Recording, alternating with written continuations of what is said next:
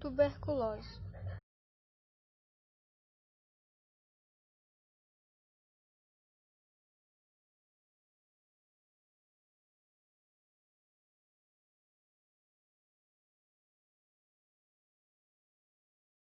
Fisiopatologia.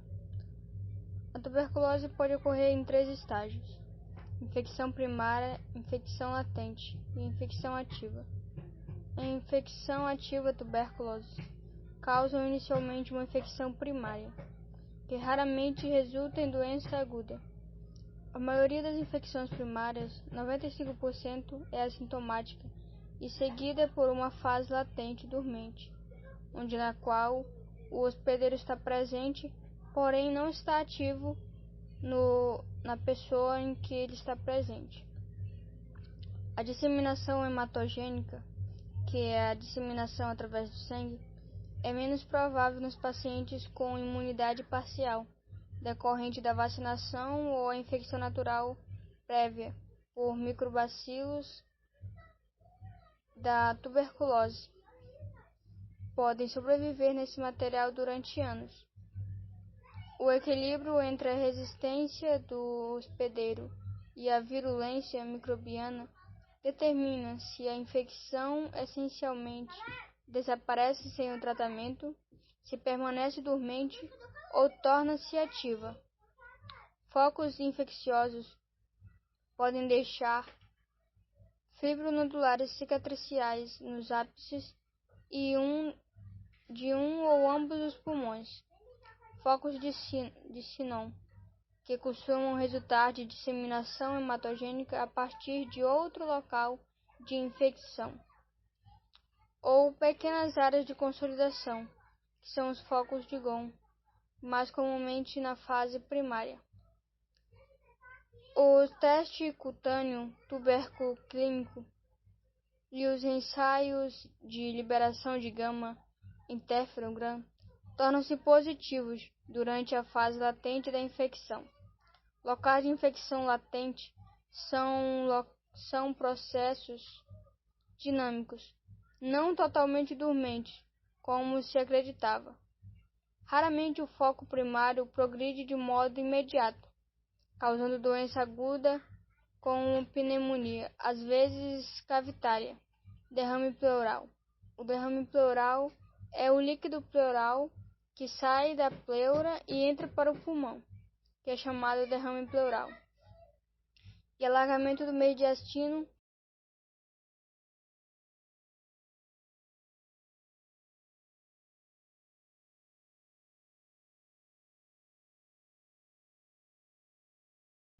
ou de linfonodo hilar, que podem comprimir os brônquios em crianças. Doença ativa em pessoas saudáveis infectadas pela tuberculose tem aproximadamente 5 a 10% de risco durante a vida de desenvolver doença ativa, embora a porcentagem varie significativamente de acordo com a idade e outros fatores de risco, principalmente em pessoas mais velhas. Sinais e sintomas. Na tuberculose pulmonar ativa, mesmo na doença moderada ou grave, o paciente pode não ter nenhum sintoma, exceto não se sentir bem, junto com anorexia, fadiga e perda ponderal, que é a perda de peso, que se desenvolvem gradualmente ao longo de várias semanas, ou ter sintomas mais específicos. Tosse é muito comum. A princípio, ela pode ser minimamente produtiva de escarro amarelo ou verde, frequentemente ao levantar de manhã, mas a tosse pode ficar mais produtiva com a evolução da doença. A hemoptise só ocorre com tuberculose cavitária. A hemoptise é quando a pessoa escarra sangue, coloca sangue para fora, devido a danos granulares nos vasos, mas às vezes por causa de crescimento fúngico na cavidade. A febre baixa é comum, mas não invariável. Suores noturnos são sintomas clássicos, mas não são tão comuns e nem tão específicos para a tuberculose. Dispneia pode ser o resultado de envolvimento de parênquima pulmonar, pneumotórax espontâneo ou tuberculose pleural com derrame. Na co-infecção pelo HIV, muitas vezes a apresentação clínica é atípica por causa da deficiência de DTH. É mais provável que os pacientes tenham sintomas extrapulmonares ou disseminação da doença. Aqui na imagem a gente tem um pouco da ideia dos sintomas: a tosse, suor, principalmente à noite, cansaço, também chamado de dispneia, dor no peito, falta de apetite e, consequentemente, a perda de peso e febre. Mas alguns sintomas, como a febre, são mais específicos para a tuberculose. A tosse também é bem comum, porém ela não é tão específica por ter várias outras doenças que também trazem a tosse. E também temos o cansaço por conta dos alvéolos estarem cheios de catarro. E esses sintomas, eles dependem muito da imunidade da pessoa. Em caso de pessoas que tenham outras doenças, como por exemplo a asma, e pessoas asmáticas e pessoas mais idosas, como já tem a sua imunidade enfraquecida, então alguns sintomas, como por exemplo a febre, muitas vezes não aparecem, porque a febre é uma resposta imunitária do corpo àquela doença. Então, em certas pessoas que já têm a sua imunidade enfraquecida, o corpo não consegue reagir a certas doenças ou enfermidades. Por isso, é comum em idosos não apresentarem febre, ou outras pessoas que tenham outras doenças. Alterações estruturais.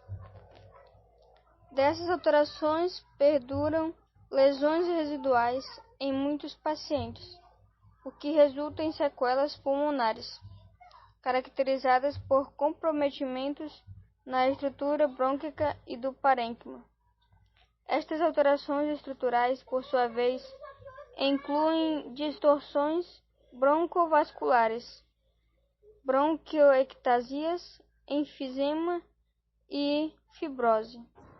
Pneumonia. Exame físico. O fisioterapeuta deverá fazer a avaliação do tórax.